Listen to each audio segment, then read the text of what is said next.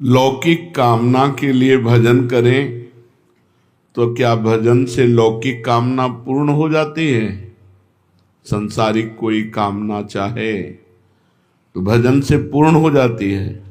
हाँ, पहले पाप नष्ट होगा फिर कामना पूर्ण होगी। इसलिए अगर थोड़ा भजन हुआ और पाप अधिक है तो कामना पूर्ण तब तक नहीं होगी जब तक पाप नष्ट नहीं हो जाएगा। दुख देने में पाप का योगदान है, तो ध्यान रखें। भजन करने वाले एक तो कामना करते नहीं, अगर कामना करते हैं तो पूर्ण तभी होगी जब आपका पाप नष्ट हो जाएगा। ऐसा ना सोचे कि भजन से कामना पूर्ण क्यों नहीं हुई, और भजन करो। जब तुम्हारा पाप नष्ट हो जाएगा तो तुम्हारी कामना पूर्ण हो जाएगी। भजन करने वाला लौकिक कामना ना करे तो अच्छा है, भगवान की प्राप्ति की कामना करे, दुख सुख भोग ले। कामना चाहे पूर्ण हो या नष्ट हो, भजन दोनों काम करेगा। कामना पूर्ण करके चाह मिटा देगा या कामना का ही नाश कर देगा। भजन नहीं छोड़ना चाहिए।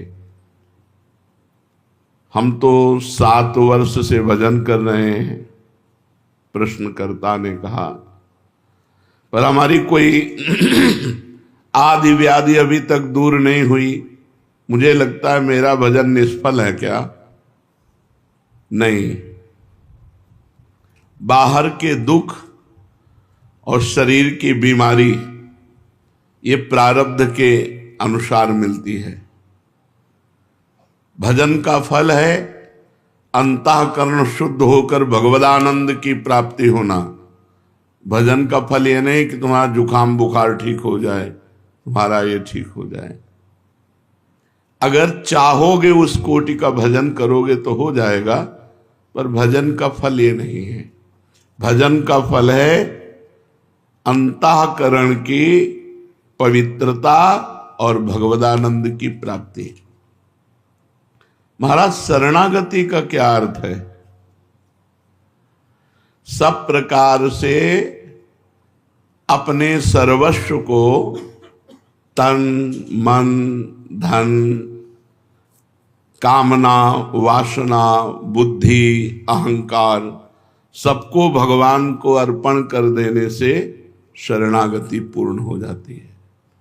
तन मन धन कामना वासना बुद्धि अहंकार, इसमें अपनापन न मानना, ये सब भगवान का है, ऐसा अर्पण कर देना।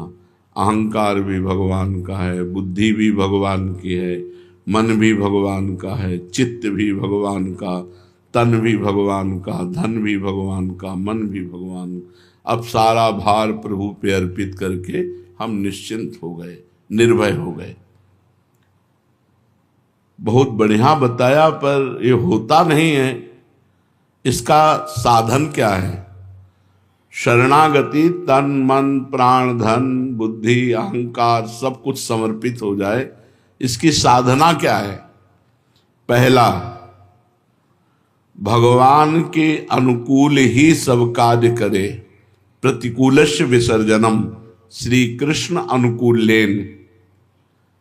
तन मन वचन से कोई पाप कर्म न बने, सबसे पहला है। शरणागति के लिए मनमानी आचरण करने वाला शरणागत नहीं होता। तन से मन से वचन से श्री कृष्ण अनुकूलेन प्रतिकूलस्य विसर्जनम, प्रतिकूल आचरणों का त्याग और अनुकूल आचरण भगवान के करना, ये पहला साधन है। प्रतिकूलस्य विसर्जनम, पाप आचरण न होने पावे। अगर पाप आचरण होंगे तो शरणागति आपकी नहीं मानी जाएगी। एक प्रश्न आज कर रहे थे कि जब पुण्य भगवान को समर्पित तो पाप भी भगवान को समर्पित, ये पुण्यात्मा का या महात्मा का लक्षण नहीं कि जो मन में आया सो कर लिया, इसके बाद कोई पश्चाताप नहीं। नहीं, अगर हमसे गलत हो गया तो हमारा हृदय जले, भगवान से प्रार्थना करें कि प्रभु दोबारा ऐसी हमसे गलती ना हो, तब तो वो गलती से निकल पाएगा। जब जलन ही नहीं तो गलती से निकल ही नहीं पाएगा। भगवान के शरणागत के द्वारा पाप नहीं होता, ये पहला लक्षण है। अगर हमें शरणागत होना है तो पाप आचरण हमें छोड़ना है। नाम जप के प्रभाव से हमें पाप आचरणों से डरना है, बचना है, नहीं हम प्रभु की शरण में नहीं हो पाएंगे। दूसरा, भगवान के प्रतिकूल समस्त कार्यों और भावों का तन मन वचन से सर्वथा त्याग कर देना। पहला है भगवान के अनुकूल आचरण करना, और दूसरा है भगवान के प्रतिकूल जितने आचरण हैं तन से, मन से, वचन से, कर्म से, उनका त्याग कर देना। तीसरा, एकमात्र भगवान में दृढ़ विश्वास, जो कुछ होगा सब प्रभु से होगा, प्रियाजू से होगा, पूर्ण विश्वास। चौथा, भगवान ही हमारे रक्षक हैं, किसी और का सहारा ना ले। भगवान ही हमारे रक्षक हैं, हमारे प्रभु प्रेमास्पद, हमारी गति, हमारा आश्रय, हमारा ध्येय, हमारा लक्ष्य एकमात्र भगवान है। भगवान ही एकमात्र हमारे रक्षक हैं, वही हमारी गति है, वही हमारा आश्रय है, वही हमारा ध्येय है। ध्येय जिनका ध्यान किया जाता है वही हमारा लक्ष्य है, दूसरा कोई नहीं, एकमात्र प्रभु।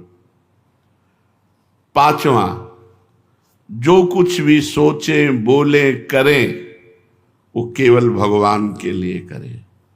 सोचें तो भगवान के लिए सोचें, करें तो भगवान के लिए करें, बोलें तो भगवान